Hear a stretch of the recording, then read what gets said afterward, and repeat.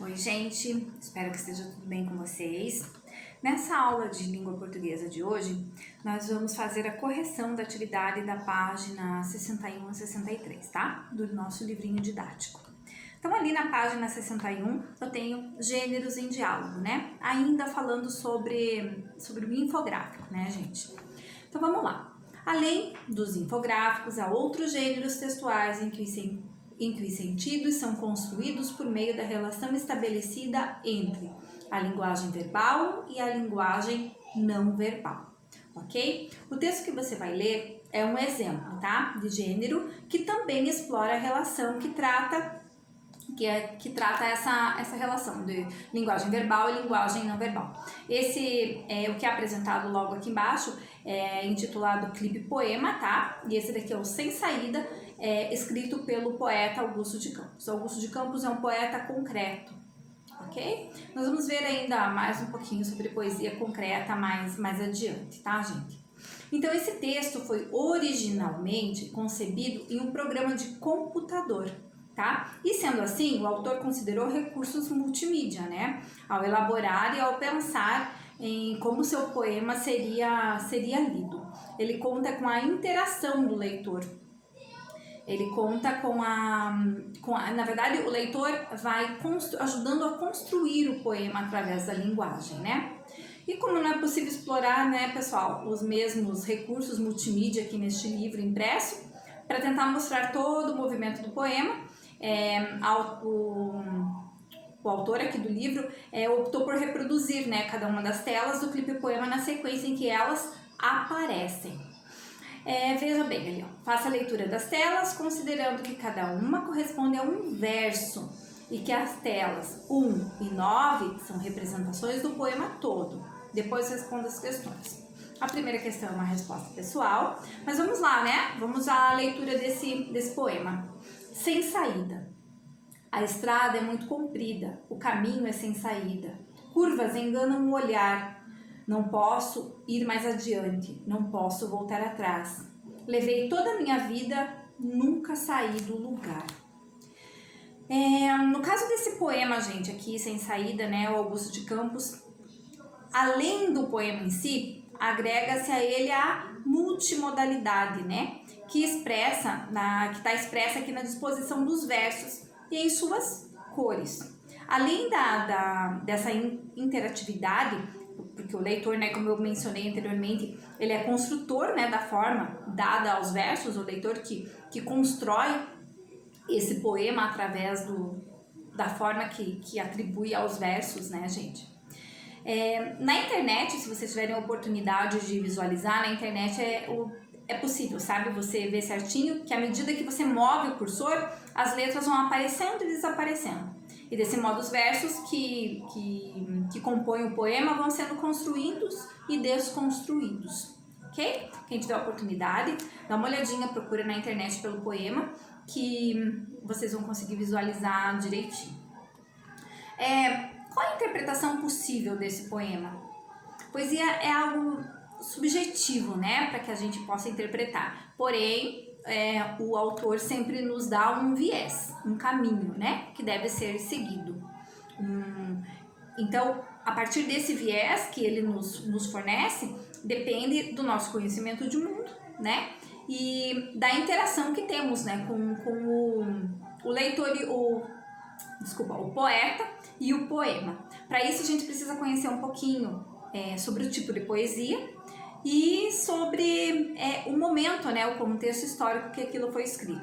Como eu falei para vocês, poesia concreta nós vamos ver mais adiante, porém aqui só para que a gente possa, para não passar em branco e possamos interpretar esse poema de uma maneira satisfatória, que eu estou explicando isso daí para vocês. Então, uma das características, né, possíveis, uma das atribuições possíveis, uma das possíveis interpretações, vamos dizer assim, para esse poema é o que, gente? Que ele enfatiza que existem o quê? Vários e diferentes caminhos a se seguir. Que na vida há vários e diferentes caminhos, certo? E esses caminhos, eles levam a direções distintas, né? A diferentes direções e para todos os lados. Mas tem um detalhe, elas levam para várias direções, levam para todos os lados, embora não haja saída. O próprio espaço ali que é disposto o poema, né, gente, na horizontal,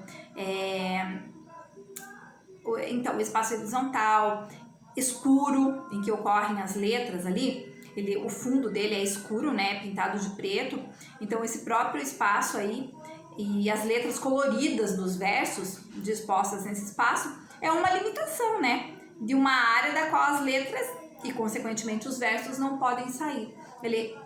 Eu posso interpretar também a partir daí, que esse próprio espaço que é construído o poema sob esse espaço escuro, esse espaço escuro, na verdade, que as letras são dispostas sobre ele, o que o autor quer dizer que é sem saída. As letras e, consequentemente, os versos que são formados por essas letras não conseguem ultrapassar esse espaço.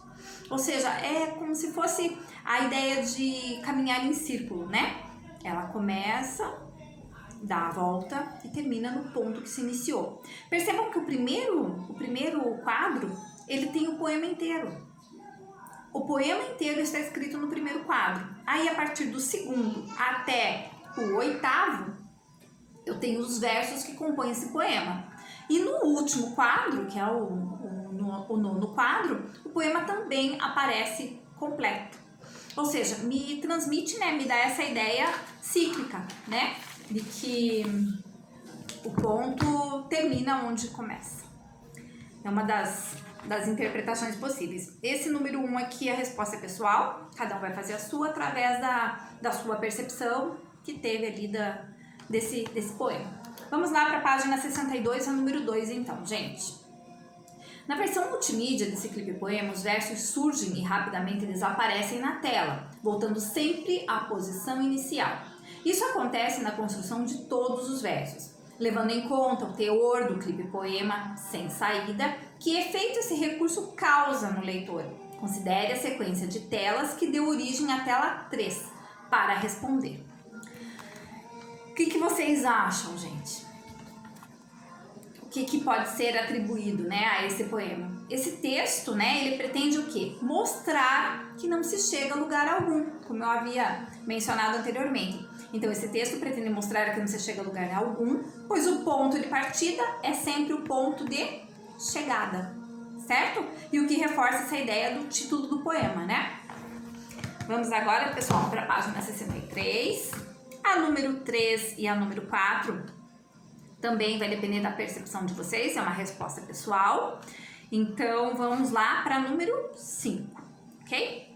Embora clipe poema sem saída apresente recursos composicionais semelhantes ao infográfico Raça Ruim, aquele lá do comecinho do capítulo, né, sobre os cachorros que nós lemos na sala, e possibilita ao leitor iniciar a leitura por onde desejar, ambos são gêneros textuais bem diferentes. Escreva o que os difere quanto. Aqui ele está ressaltando que o infográfico é um gênero textual diferente do clipe poema, ok? Embora explorem ali a linguagem verbal e não verbal. Então vamos ver aqui quais são as diferenças quanto à finalidade. Qual é a finalidade, gente? A finalidade principal do infográfico é informar.